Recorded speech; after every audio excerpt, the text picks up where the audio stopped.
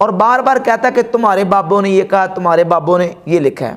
حالانکہ جن بزرگوں کی، جن بابوں کی یہ بات کر رہا ہے نا، وہ شخصیات ہیں کہ امت مسلمہ ان کو اپنا بزرگ اور بابے مانتی ہیں۔ اگر یہ انکار کرتا تو اس سے کوئی بعید نہیں ہے۔ سیدنا باعث بسطامی کا اگر یہ انکار کر رہا ہے نا، یا داتا صاحب رحمۃ اللہ کا انکار کرتا ہے، تو اس سے کوئی بعید نہیں ہے کہ یہ ابھی تو کہتا ہے نا میرے سیاستہ والے بابے ہیں، یہ کل کو سیاستہ سے بھاگے گا۔ اور یہاں تک کہ اس کے بیانات بدلتے رہتے ہیں، کبھی تو صحابہ اکرام علیہم رضوان تک کو اپنا بزرگ تسلیم نہیں کرتا، کہتا صرف ایک ہی بزرگ ہے، نبی کریم صلی اللہ علیہ وسلم کی ذات اقدس۔ تو اس سے کوئی بعید نہیں ہے۔ میں یہ بتانا چاہتا ہوں کہ جن شخصیات پر یہ تبرہ کرتا ہے اور ان کے بارے میں بالخصوص سیدنا باعث بسطامی رحمۃ اللہ، حضرت فرید الدین عطار رحمۃ اللہ کے بارے میں بکواس کرتے، بونکتے اور بے حیا، نعوذ باللہ، اس طرح کے بازاری اور سوقیانہ الفاظ اس نے استعمال کیے ہیں، وہ شخصیات کون ہیں؟ جو امت مسلمہ کے ہاں مسلمہ شخصیات ہیں۔ اگر ان کا دفاع کرنا اور ان کو رحمۃ اللہ کہنا، ان کو اللہ کا ولی ماننا، یہ نعوذ باللہ بے حیائی ہے اور اعوذ باللہ تعالیٰ یہ گمراہی ہے، تو پھر میں ابھی آپ کے سامنے نام گنتا ہوں اور آپ کو حوالے پیش کرتا ہوں کہ کن کن لوگوں نے ان شخصیات کو امت کی مسلمہ اور مقتدر شخصیات تسلیم کی ہے۔ ابن تیمیہ جیسے ان کے مسلمہ جو پیشوا، ان کے غیر مقلدین کے امام و پیشوا، ابن تیمیہ نے سیدنا باعث بسطامی رحمۃ اللہ کی تعریفیں کی۔ یہ حافظ ابن کثیر کی کتاب البدایہ والنہایہ، اس کی جلد نمبر 11 صفحہ نمبر 41 پر حافظ ابن کثیر نے سیدنا باعث بسطامی کا ذکر کیا اور کہا احد مشایخ صوفیہ، یعنی صوفیہ میں سے بہت بڑے مشائخ، اور وَلَهُ مقامات و مجاہدۃ مشہورہ و کرامات ظاہرہ، ان کا بڑا بلند مقام ہے اور ان کے بہت مشہور مجاہدے ہیں اور ان کی کرامتیں ظاہر ہیں۔ اسی طرح یہ دیکھیں غیر مقلد وہابی مولوی ہے عبداللہ محدث روپڑی، اپنی کتاب فتاوی اہل حدیث کی پہلی جلد کے صفحہ نمبر 52 پہ لکھتا ہے شیخ ابو یزید بسطامی رحمۃ اللہ علیہ، جو مشائخ میں سلطان العارفین کے لقب سے پکارے جاتے ہیں، یعنی غیر مقلدین بھی ان کو اپنا مسلمہ شخصیت مانتے ہیں اور ان کو سلطان العارفین کہتے ہیں۔ یہ حافظ ذہبی کی کتاب ہے سیر اعلام النبلاء۔ امام ذہبی جب تذکرہ کرتے ہیں سیدنا باعث بسطامی رحمۃ اللہ علیہ کا، تو اس انداز سے ان کا ذکر کرتے ہیں۔ یہ سیر اعلام النبلاء، اس کی جلد نمبر 10 کے صفحہ نمبر 263 پہ حافظ ذہبی لکھتے ہیں سلطان العارفین ابو یزید تیفور بن عیسیٰ، یعنی عارفوں کے سلطان سیدنا باعث بسطامی رحمۃ اللہ تعالی علیہ۔ اس انداز سے انہوں نے تذکرہ کیا ہے۔ یہ حافظ ابن خلقان کی کتاب وفیات الاعیان، حافظ ابن خلقان نے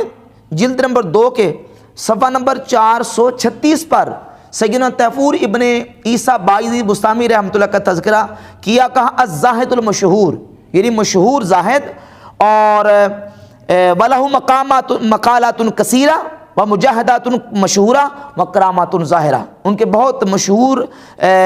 مقالات ہیں اور ان کی جو مجاہدے مشہور ہیں اور بہت سارے ان کے مقالات ہیں اور ان کی کرامتیں ظاہر ہیں۔ اس انداز سے حافظ ابن خلقان نے سیدنا باعث بسطامی رحمۃ اللہ کا تذکرہ کیا ہے۔ امام ابن الجوزی نے اپنی کتاب صفت الصفوہ میں بسطام کے 2 چنے ہوئے بزرگوں کا ذکر کیا ہے، 2 اللہ کے ولیوں کا ذکر کیا، ذکر المصطفین من اہل بسطام، بسطام کے 2 چنے ہوئے برگزیدہ ہستیوں کا ذکر، ان میں سے پہلا ذکر سیدنا باعث بسطامی رحمۃ اللہ کا کرتے ہیں، اور ان کا پورا تذکرہ انہوں نے 1، 2، 3 اور 3.5 صفحات پر سیدنا باعث بسطامی رحمۃ اللہ کا تذکرہ کیا۔ یہ امام ابو نعیم اصفہانی کی کتاب حلیۃ الاولیاء، حلیۃ الاولیاء کی جلد نمبر 10 صفحہ نمبر 34 پر تقریباً 3.5 سطروں میں صرف سیدنا باعث بسطامی رحمۃ اللہ کے القابات ذکر کیے ہیں۔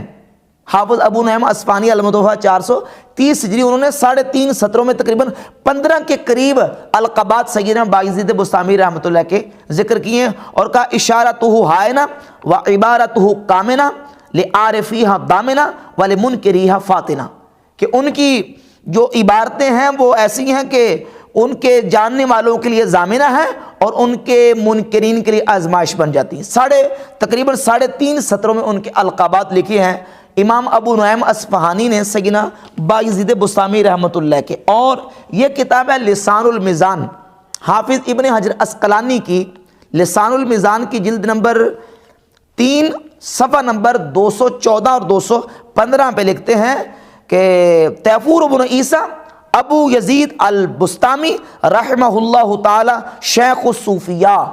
رحمہ اللہ بھی کہا اور شیخ الصوفیہ، اور کہا وہ من کبار مشائخ، کہ یہ بہت بڑے مشائخ میں سے ہیں، اور پھر ساتھ ہی تذکرہ بھی کر دیا ان کی شتیات کا اور ان سے جو حالت غلبہ حالت کے وقت جو اقوال اور ان سے مقالات صادر ہوئے. کہا کہ ممن الناس من یصحح ھذا عنہ ویقول قالہ فی حال سکرہ،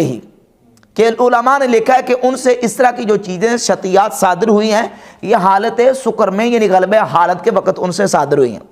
اگر وہی شتیات بیان کر کے حضرت شیخ فرید الدین عطار رحمۃ اللہ علیہ ان کی توجیہ بیان کریں اور ان کی کچھ توضیح بیان کریں تو یہ کہتا ہے کہ بے حیائی کا کام کر رہے ہیں. نعوذ باللہ شیخ فرید الدین عطار رحمۃ اللہ علیہ کو بے حیا کہا ہے مرزا نے. اگر فرید الدین عطار رحمۃ اللہ علیہ یہ بات کریں تو وہ نعوذ باللہ بے حیا ہیں الیاذ باللہ. تو پھر امام ابن حجر اسقلانی کے بارے میں کیا کہو گے اور امام ذہبی کے بارے میں کیا کہو گے؟ امام ذہبی نے تو یہاں سیر اعلام النبلاء کی جلد نمبر 10 کے صفحہ نمبر 264 پہ لکھا ہے انہو قالہا فی حال الدہشت والسکر، کہ انہوں نے یہ حالت دہشت و سکر میں کلمات کہے والغیبت والمحو فیتوی ولا یحتج بہا، سبحانی ما آدم شانی وغیرہ کے جو کلمات ہیں انہوں نے حالت دہشت و سکر اور غیبت و محو میں کہے ہیں. فیتوی کہتے ہیں ان کو لپیٹ دیا جائے گا، ولا یحتج بہا ان سے احتجاج نہیں کیا جائے گا، ان کو دلیل کے طور پر پیش نہیں کیا جائے گا. اور سلطان العارفین بھی کہا یحکیٰ عنہ فی شت اشیاء منہا ما لا یصح، کہتے کچھ ایسی بھی چیزیں ان سے حکایت کی جاتی ہیں کہ جو صحیح نہیں ہیں. تو اگر ان کا دفاع کرنے والے اور ان کو ولی اللہ ماننے والے اور ان کو اپنا بزرگ ماننے والے وہ بے حیا ہیں تو ان سارے محدثین کے بارے میں مرزا اپنی زبان کیا کھولے گا؟ تو اس طرح کی باحیات قسم کی اور بے حیائی پہ مبنی باتیں مرزا نے ان اولیاء اللہ کے بارے میں بکواس کرتے ہیں، بھونکتے ہیں اور بے حیا ہے نعوذ باللہ، اس طرح کے سوکیان اور بازاری الفاظ جو ہیں ان کے لیے استعمال کیے ہیں.